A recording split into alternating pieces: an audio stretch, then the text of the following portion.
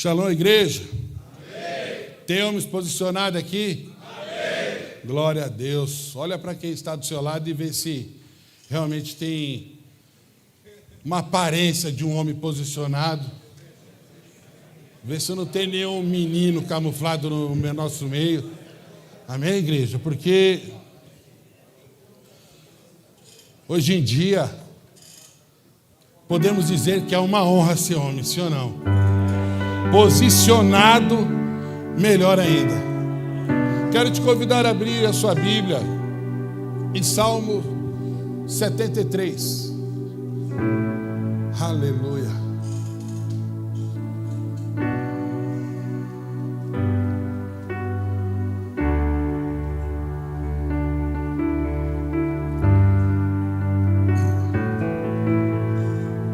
Glória a Deus.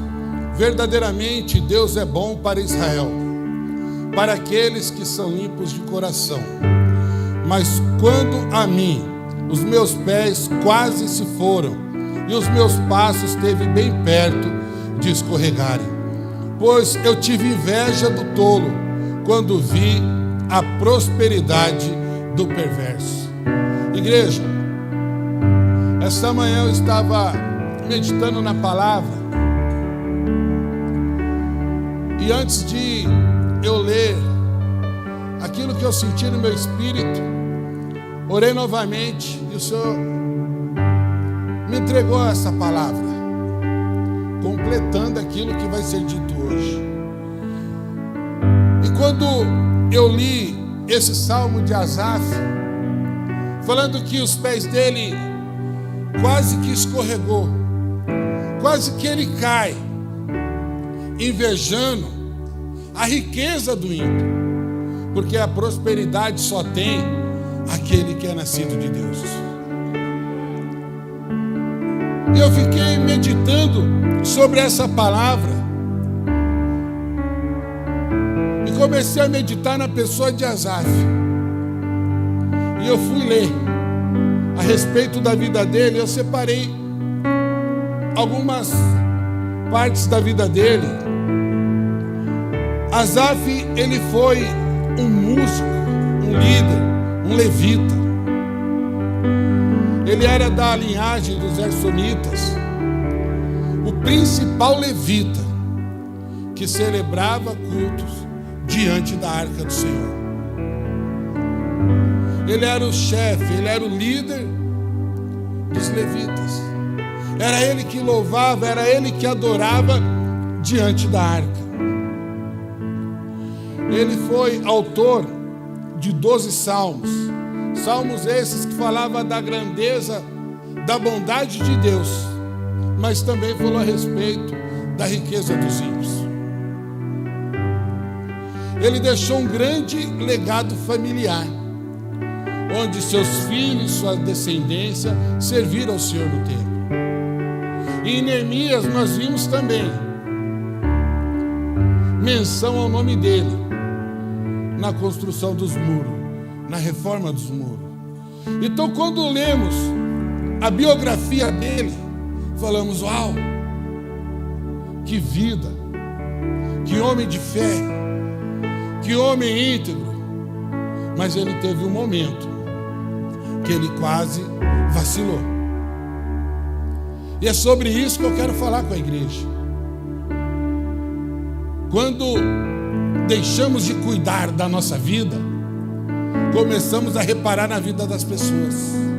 E começamos a fazer comparações injustas. Vou fazer uma pergunta para vocês. O que ele tinha a ver com a riqueza do ímpio? Era da conta dele? Assim como não é nem da minha, nem da tua, a vida do próximo, a vida do vizinho. Às vezes olhamos muito o carro do irmão, mas não olhamos a hora que o irmão acorda. Olhamos muito a casa do irmão, mas não sabemos quantos anos de estudo ele dedicou da vida dele. Toda comparação é injusta. Asaf, ele ia pisando na bola feia, mas ele diz no verso 17, até que eu fui ao santuário de Deus. Então eu entendi o fim dos ímpios. Certamente tu o puseste em lugares escorregadios, tu os lançaste na destruição. Como são trazidos para a desolação, como em um momento eles são completamente consumidos por terrores. Chega a doer o coração da gente quando vemos as notícias de quantas pessoas morreram essa semana. Quantos daqueles homens, em algum momento da vida deles, não estiveram sentados num banco igual vocês estão agora ouvindo a palavra de Deus? Quantos daqueles homens eram para serem ministros do Evangelho? Quantos daqueles homens eram para estar ministrando a palavra, resgatando vidas, mas por um momento cobiçou a vida do ímpio? Quantos entraram naquela vida para ter uma corrente de ouro, mas vai ser enterrado sem ela, porque alguém já roubou?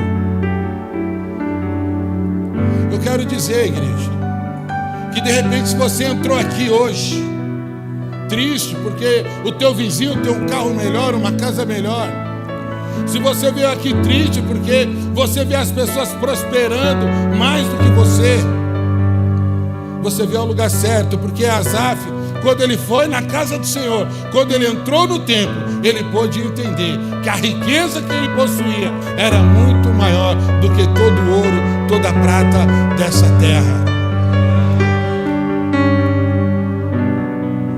Só que olha o que ele disse no verso 32: tão tolo eu fui e ignorante, eu fui como um animal diante de ti.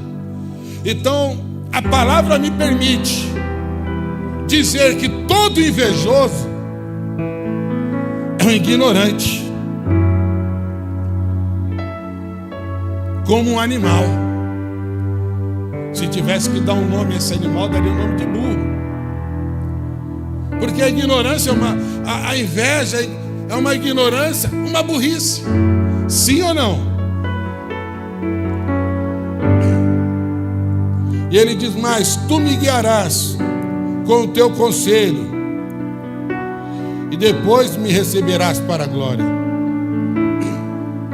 Asaf, ele entendeu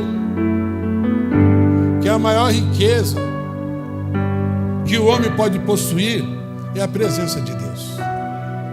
Só que quando eu cheguei nessa casa, uma das primeiras ministrações de oferta que eu ouvi, e já ouvi várias vezes essa frase: eu creio um dia que não será mais necessário ministrar sobre dízimo, primícias e oferta. Não será necessário, porque toda a igreja terá consciência e irá vir aqui depositar a sua oferta, a sua primícia e seu dízimo. Amém? Mas isso é muito lindo de ouvir, mas cadê a prática? Isso acontecia assim, porque era uma igreja madura, de homens posicionados. Era uma igreja, vamos conjecturar para os dias de hoje, que os homens daquela igreja, durante a semana, se tinha sede, de vez de tomar um suco, falavam: não, vou comprar uma água que eu vou deixar aqui a minha oferta preparada.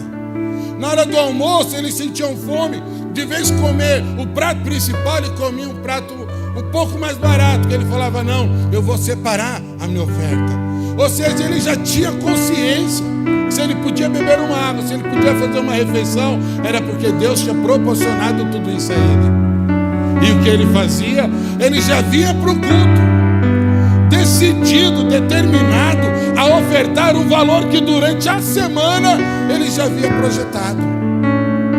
Alguma vez você já projetou um valor para ofertar na casa do Senhor durante a semana? O próximo culto no domingo, você já pensou em um valor para ofertar? Ou você lembra na hora que fala: vamos ouvir a palavra de dízimo, primícia e oferta?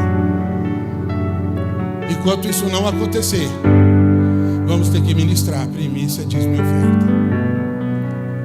Eu entendo, igreja, que quando essa mentalidade vier sobre a nossa vida, todos os irmãos que chegarem depois vão seguir a nossa vida, o nosso exemplo, e eles vão ter a mesma alegria, a mesma paixão, o mesmo amor em ofertar na casa do Senhor.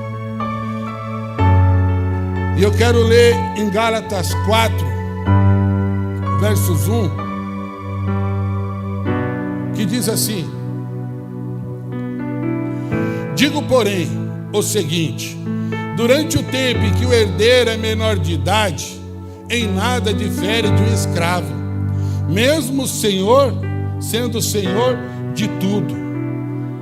Verso 2: mas está sob tutores e curadores, até o tempo predeterminado pelo Pai.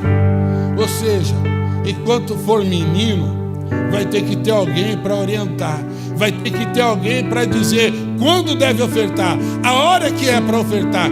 Mas quando se tornar homem, ninguém vai pedir, ninguém vai ensinar. Sabe por quê? Porque ele vai ter consciência.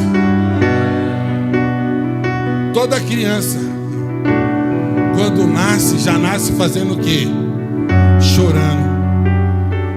Característica de um menino: chorão. Na hora de fazer compra, chora. Na hora de pagar, chora. Na hora de ofertar, chora. Então, se é chorão, não é homem, é menino. Mas quando a gente cresce, há uma alegria em poder dizimar. Eu conheço algumas pessoas que vivem falando: não vejo a hora de fulano ser abençoado para ele ofertar na minha vida.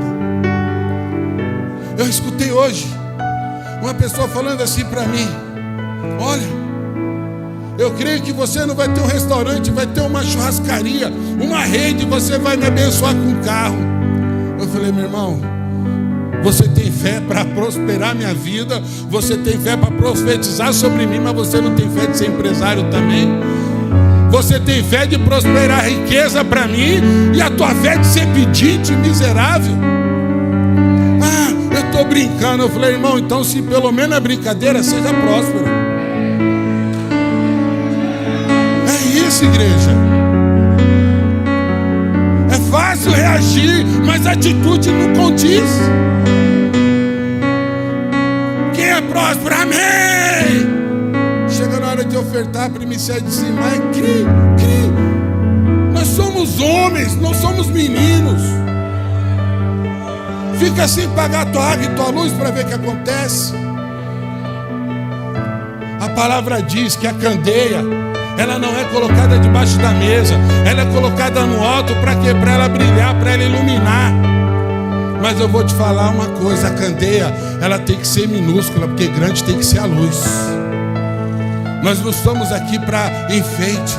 Sabe o que é uma candeia de enfeite? Aquele lustre lindo, com aquelas lâmpadas desse tamanho, que quando a lâmpada acende, a gente vê os ornamentos de ferro. Mas vou te falar que ele é só para enfeite, porque na prática vale aquele lustre bem pequenininho, mas com uma luz bem grande, que clareia, que ilumina todo o ambiente. A tua casa, a tua família depende do teu posicionamento. Não entramos aqui para um culto de meninos. O culto Kids foi top. Quando eu cheguei aqui, eu vi um circo, porque crianças gostam de circo, crianças gostam de adereço. Já pensou o apóstolo pôr uma roda gigante aqui para te impressionar? Não. O pessoal fala: eu quero ir para Disney, não tem coragem de levar o filho nem no parquinho do shopping.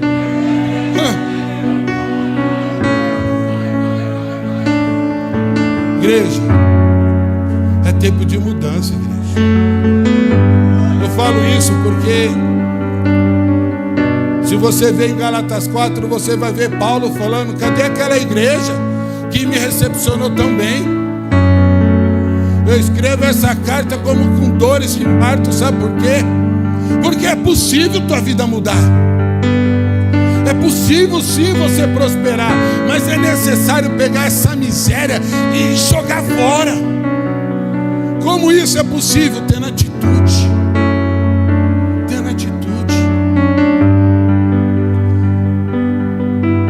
A igreja pode ser a maioria de mulheres, mas quem faz a diferença é os homens. Quem tem que manter a igreja é os homens. Quem tem que se posicionar é os homens.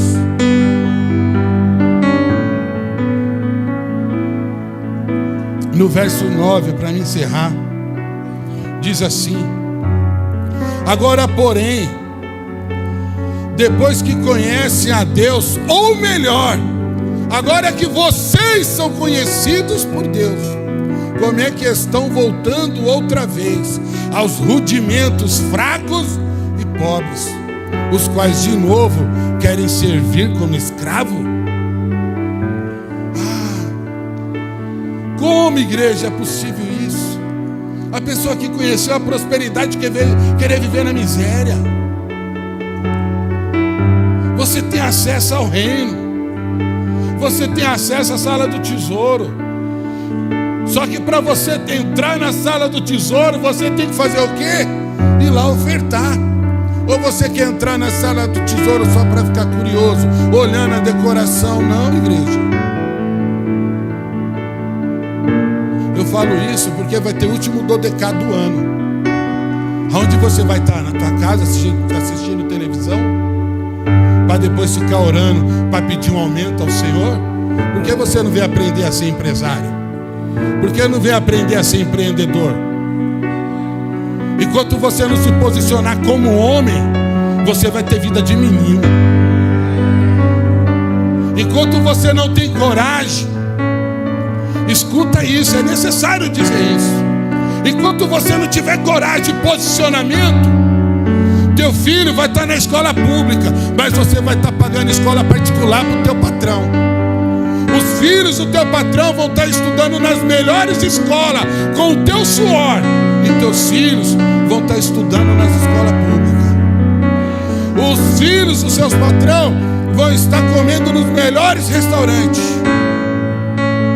Você vai esperar o vale para comprar um hot dog do seu filho. É posição, igreja. É posição. Ah, pastor, todo mundo vai ser rico.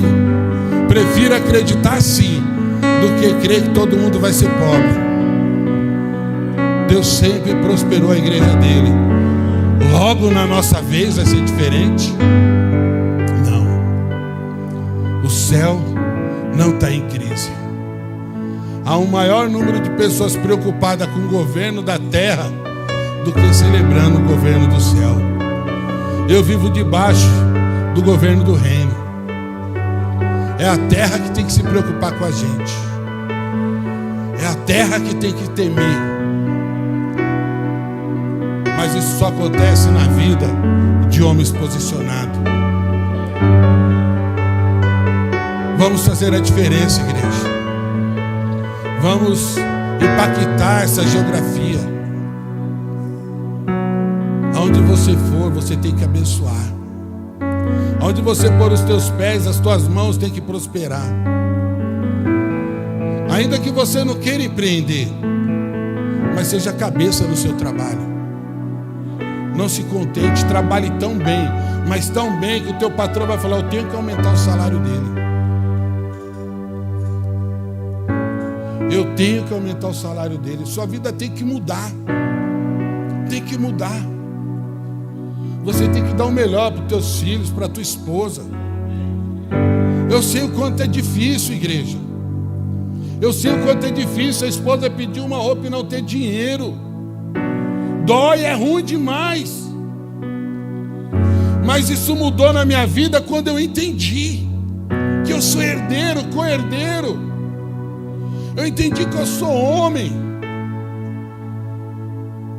Pastor, mas a minha renda diminuiu. Tá bom, então faça ela aumentar. Faça ela aumentar. Multiplica a renda, irmão. Não se contenta com a situação, não. Ouvimos esta semana, ouvimos ontem a palavra. Pastor, como eu faço para prosperar? Sai do meio dos avarentos. Começa mudando a tua mesa. Começa mudando as companhias. Começa a andar com quem está avançando, que você vai avançar junto.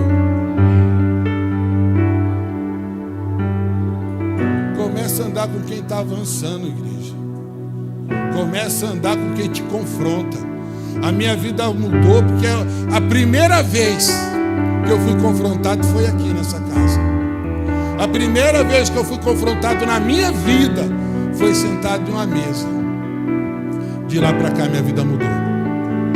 Enquanto todos batiam nas minhas costas e falavam, é assim mesmo, é um mundo, tá assim para todo mundo, é igual para todo mundo.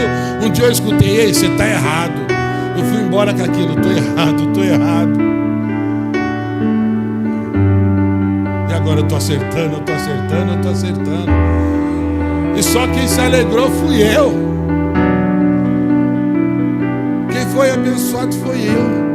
A vida que mudou foi a minha, porque eu fui confrontado. Então, se estamos confrontando, é porque cremos que a tua vida pode mudar também. Somente os homens posicionados que creem. Fica de pé em nome de Jesus. Vamos orar pelos primiciantes, dizimistas, ofertantes.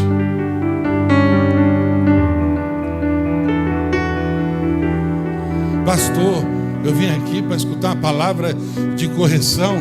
Faz um teste. Chega na sua casa, pega os seus boletos e fica, ô lindinho, ursinho lindo, ô biluzinho, para ver se você vai pagar suas contas. Amanhã não amanheça com cara de leão e estufa teu peito com autoestima 100% não, para ver. É isso, irmão. É selva. Não é playground, não. Escuta isso, que tua vida vai mudar. Pai, no poderoso nome de Jesus, eu te apresento a tua igreja, Pai. Eu te apresento os homens posicionados dessa casa. Eu creio, Pai, num grande mover, ó Pai. Eu creio, ó Deus, numa grande prosperidade sobre a vida de cada um. Porque eu tenho certeza, Pai, que a tua palavra, ela não volta vazia. Pelo contrário, ela produz, meu Pai, frutos. Fruto esses, ó Pai, que será colhido por cada irmão que está aqui. Fruto esses que cada homem que aqui está irão colher 30, 60, 100 por um. Meu Deus, e eu creio, meu Pai, em uma unção tão poderosa neste ano da colheita, que eu creio em 1000 vezes mais. Eu creio, Senhor, que esses homens irão colher 1000 vezes mais. Assim, meu Deus, eu abençoo a vida de cada um aqui. Que o Senhor venha abençoar a todos os primiciantes, todos os dizimistas e ofertantes dessa casa, Pai. E que uma grande prosperidade venha sobre a vida de cada um, no poderoso nome de Jesus. Amém, igreja? Pode vir trazer sua primícia, seu dízimo e sua oferta em nome de Jesus.